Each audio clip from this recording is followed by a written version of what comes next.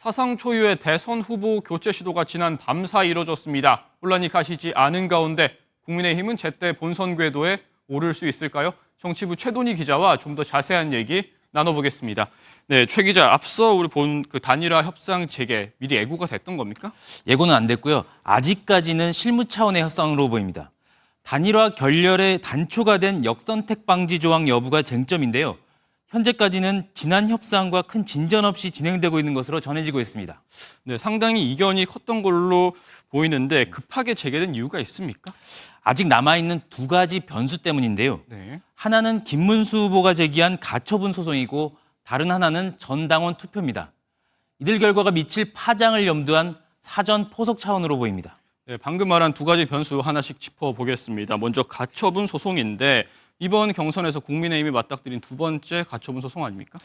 국민의힘으로선 또다시 법원의 결정을 기다려야 하는 상황이 됐습니다. 네. 법원 결정까지는 그래 오래 걸리지는 않을 뿐이긴데 결과에 따라 상황은 극명하게 갈릴 것으로 보입니다. 우선 기각될 경우 김문수 후보로선 추가적인 동력을 얻기 쉽지 않습니다. 판세를 뒤집을 만한 시간적 여유도 없고 법적 근거도 마땅치 않기 때문입니다. 다만 법적, 정치적 대응을 예고한 만큼 후보 등록 후에도 법적 공방은 계속될 공산이 큽니다. 만약 법원이 김 후보의 주장을 받아들여서 인용이 되면 어떻게 되는 겁니까? 굉장히 복잡해질 텐데요. 후보 선출 과정에 문제가 있다고 법원이 인정한 거니까 상황은 분명히 김 후보로 역전되긴 하겠지만 문제가 있습니다. 후보 교체를 기습적으로 강행한 지도부에 대한 사퇴 요구가 안팎에서 나올 겁니다. 그런데 후보 등록은 후보 개인이 아니라 당이 하는 거라 이를 두고 또다시 충돌할 가능성이 있습니다. 네.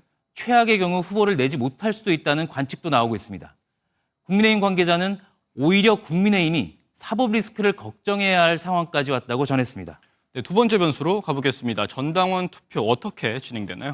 사실상 OX 투표인데요. 실제 조사 내용을 한번 들어보시겠습니다. 당헌 당규에 따라 한덕수 후보자로 변경하여 지명하는 것에 대해 어떻게 생각하십니까?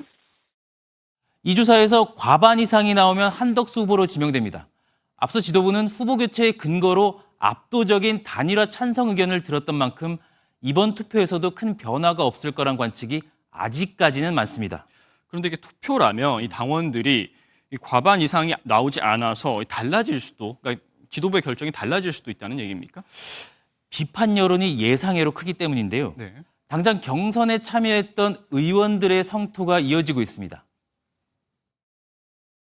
당 지도부의 만행은 윤석열 전 대통령의 비상계엄과 다를 바 없습니다. 특히 친한계 쪽 인사들의 반발이 거셉니다. 한덕수 후보는 즉각 사퇴하고 당 지도부 역시 그 책임을 져야 합니다. 한동훈 전 대표도 비판 수위를 높이고 있는데요.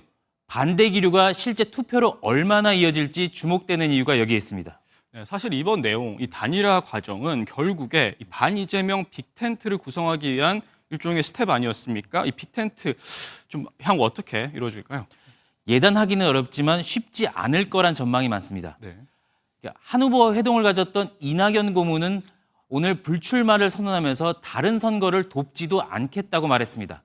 후보 교체에 대한 비판 여론이 거세지는 상황에서 향후 빅텐트 시도가 정치적 부담으로 작용했다는 분석이 많은데요. 또 여기에 이준석 후보도 오히려 보수층을 공략할 공간이 더 늘어난 만큼 독자 노선을 강화할 것으로 보입니다.